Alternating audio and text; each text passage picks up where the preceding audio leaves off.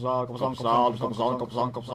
YouTube, Coppersan here, thanks for tuning in again. In today's video we will battle Papulatus, you know, that old clock boss from MapleStory 1. Let's get to it. So here we are at the Papulatus dungeon.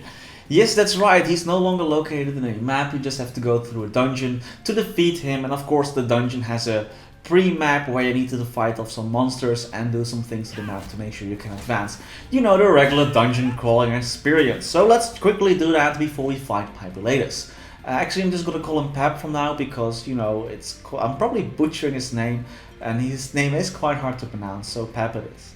I have a lot of fond memories on Pap actually. Like in MapleStory 1, he was quite a cool boss, especially when like Lily was released, and he was released a bit after that, I believe. Yeah, a lot of fun memories defeating him, and he got revamped like a year ago, I believe. And he is like a beast right now. He is super strong, lasers everywhere, instant death skills. Good times. Actually, quick tip: if you do this dungeon, it's not really a maze, but just don't go to the right here, because you can't. It's a dead end. There's like nothing there. You have to go to the left. So save you some 10 seconds there. You're welcome. Best guide ever. Just go to the left here and you're good. This is a level 40 dungeon, so I'm a level 50 at the moment. So that means that the monsters here, of course, are not much of a challenge to me anymore. I did try upgrading my gear at least a little bit and get some new gear, because gear score is pretty important in MapleStory too.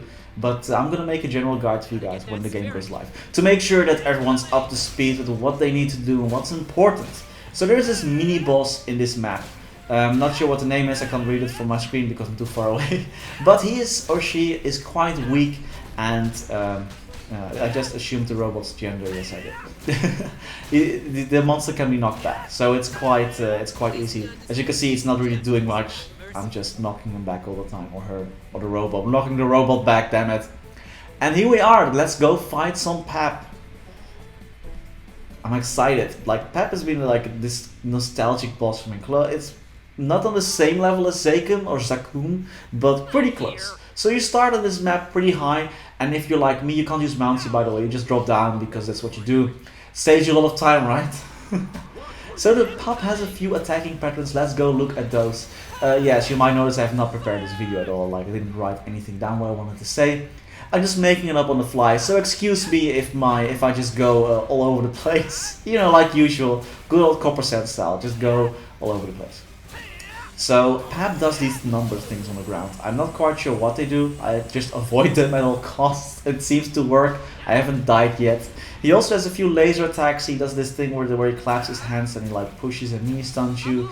He can like spin around and do some really crazy like get damage over time, but you'll see that in a bit. And he does this super awesome double laser thing. I think it looks really cool. Later in this video I decided to face tank it just to see, of course, how much damage it does, not because I'm completely unskilled in games. I really want to see how much damage it did, okay? I reached level 50, don't blame me. No, I'm quite a casual gamer, so I'm not that good. As you might notice every now and then in my videos, I do miss my skill shots every now and then. But hey, the game has been only out for like 3 days, so it's not, there we go, just face tank the entire thing, like, oh yeah, it does a lot of damage. Better not stand in that if you want to live, of course. Quite important there. MapleStory 2 bosses' attack patterns are quite easy to figure out at one point. Just make sure your dodge is like at least somewhat charged and you're good. Especially when he does this, because you need to dodge out of this. If you don't have a dodge, then yeah, you're gonna have a bad time. If you do have a dodge, just dodge once, get out of there, and then you can, you know, walk it off. It's fine, you can walk it off. So he has a few attacks up his arsenal, but nothing too spectacular, to be honest. It's still a quite challenging boss. If you're not actually dodging, I'm pretty sure everyone will die here. He also summons these dark stars, same with the original Papulatus. You can kill them, but they explode over the course of time, doing, of course, damage. So you don't want to get hit by that either. However, because the map is quite big, it's not that difficult.